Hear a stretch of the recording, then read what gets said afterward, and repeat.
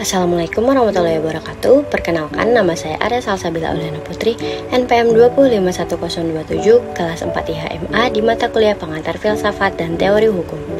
Pada kesempatan kali ini, saya akan memaparkan mengenai teori-teori hukum dan juga menganalisa beberapa pendapat masyarakat jika dihubungkan dengan perspektif dari masing-masing teori hukum tersebut.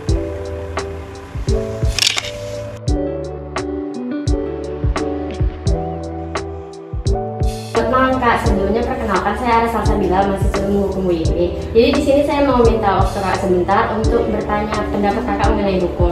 Sebelumnya boleh kenalan diri dulu, Kak? Nama saya Floret, saya dari Prodi Manajemen UIN. Oke. Jadi sebelumnya Kakak udah pernah dengar belum ya tentang Indonesia itu negara hukum? Pernah.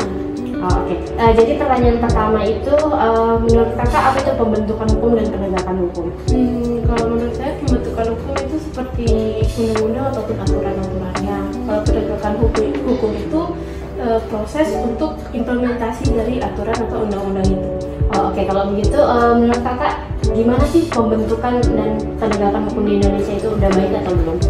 Kalau untuk sekarang itu udah setengah-setengah sih. Oh gitu. Boleh tahu nggak ya Kak alasannya berpendapat seperti itu?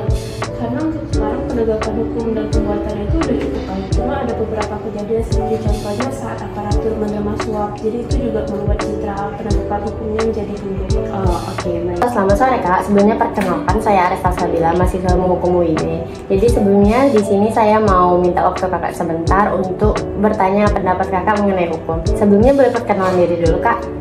Saya Arum, saya masuk akuntansi UIN. Oke. Jadi yang pertama Kakak udah pernah dengar belum ya tentang Indonesia itu adalah negara hukum? Ya pernah dengar. Oke. Jadi yang pertama itu menurut Kakak apa sih pembentukan hukum dan penegakan hukum itu? Kalau untuk pembentukan hukum sendiri saya kurang paham. Yang saya tahu itu kayak undang-undang gitu. Tapi kalau untuk penegakan hukum itu kayak segala upaya yang dilakukan setelah aturan terjadi, terus biar berjalan sebagaimana mestinya. Oke. Yang kedua, menurut Kakak pembuatan hukum dan penegakan hukum di Indonesia itu gimana? Udah baik atau belum? Pembuatan hukumnya kayak undang-undangnya itu udah baik sih harusnya. Kalau untuk penegakan hukum sendiri masih kurang ya, masih kayak 50% lah dari 100%. 50% ya Kak. Boleh tahu kenapa alasan Kakak kayak gitu? Karena hukum di Indonesia itu kayak nggak membuat pelaku itu jerah, tapi cuma buat takut. Karena kayak harusnya tuh hukumnya itu yang buat jerah, biar pelaku itu nggak bakal ngulangin lagi. Oh gitu. Oke, baik Kak. Terima kasih.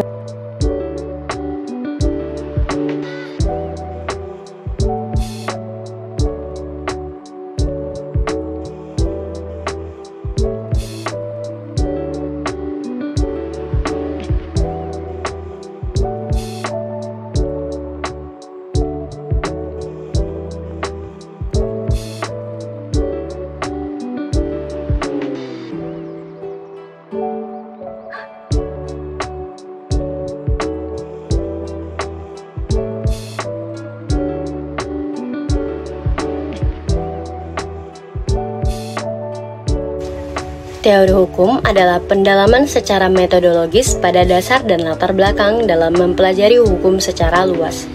Secara umum, dapat ditarik kesimpulan bahwa teori hukum berbicara mengenai hal-hal yang berkaitan dengan konsepsi-konsepsi hukum, prinsip-prinsip hukum, aliran-aliran atau pemikiran-pemikiran dalam hukum.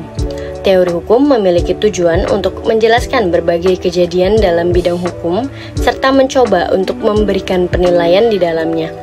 Teori hukum sendiri merupakan bentuk kelanjutan dari usaha dalam mempelajari hukum positif, di mana teori hukum digunakan dalam hukum positif sebagai bahan kajian, menggunakan telaah filosofis sebagai salah satu sarana bantuan dalam menjelaskan mengenai hukum. Teori hukum memiliki tujuan untuk mendapatkan pemahaman yang lebih baik, serta memberikan penjelasan sejelas mungkin mengenai hukum yang ada di dalam kenyataan kemasyarakatan. Yang pertama, teori hukum pembangunan. Teori hukum pembangunan, Mokhtar Kusumaatmadja, merupakan teori hukum yang sangat eksis di Indonesia. Yang menjadi salah satu penyebab eksisnya di Indonesia adalah karena teori hukum pembangunan tersebut diciptakan oleh orang Indonesia dengan melihat dimensi dan kultur masyarakat Indonesia yang pluralistik. Pada dasarnya, teori ini memberikan dasar fungsi, hukum sebagai sarana pembaruan masyarakat, dan hukum sebagai suatu sistem yang sangat diperlukan bagi bangsa Indonesia sebagai negara yang sedang berkembang.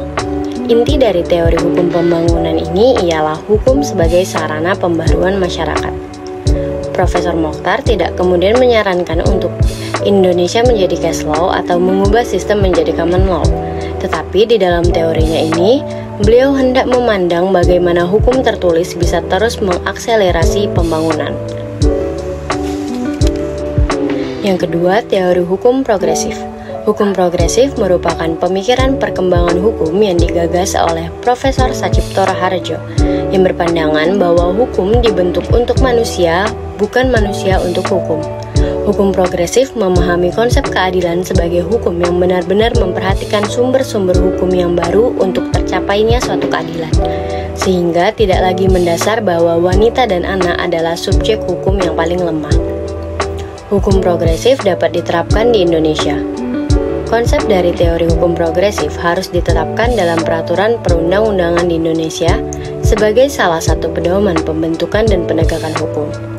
Bahwa hukum atau setiap perundang-undangan dibuat oleh manusia, bukan manusia untuk hukum, di mana kedudukan manusia dianggap sebagai subjek hukum, bukan objek hukum. Para penegak hukum dalam menegakkan hukum harus menggunakan pendekatan keadilan progresif, yang artinya memandang hukum itu bukan hanya normatif, melainkan hukum itu dianggap sebagai kaidah atau nilai-nilai yang hidup di dalam masyarakat agar tercermin nilai keadilan. Yang ketiga, teori hukum integratif. Teori hukum integratif merupakan konsep hukum baru yang ditawarkan oleh Profesor Dr. Romli Atmasasmita, SH-LLM. Teori hukum integratif mencoba untuk mengakomodasi sebagian konsep-konsep hukum pembangunan dan hukum progresif. Pandangan teori hukum integratif berbeda dengan pandangan teori hukum pembangunan dan teori hukum progresif. Teori hukum integratif tidak saja menjadi landasan pengkajian masalah pembangunan nasional dalam konteks inward looking, tetapi juga dalam konteks pengaruh hubungan internasional ke dalam sistem kehidupan suatu bangsa, khususnya bangsa Indonesia. Oleh karena dalam praktik hubungan internasional di tengah era globalisasi, seringkali negara berkembang menjadi korban dari negara maju yang bersifat hipokrit, yang lebih mementingkan dirinya sendiri daripada kemajuan bersama negara-negara berkembang. Dalam bidang birokrasi, teori hukum integratif menghendaki adanya rekayasa birokrasi dan rekayasa masyarakat. Rekayasa birokrasi melalui sistem norma dan sistem perilaku, sedangkan rekayasa masyarakat dilakukan melalui sistem nilai. Kedua sistem itu berasal dari sumber utamanya the living law dalam masyarakatnya, khususnya di Indonesia yang berasal dari sumber utama negara dan bangsa, yaitu Pancasila.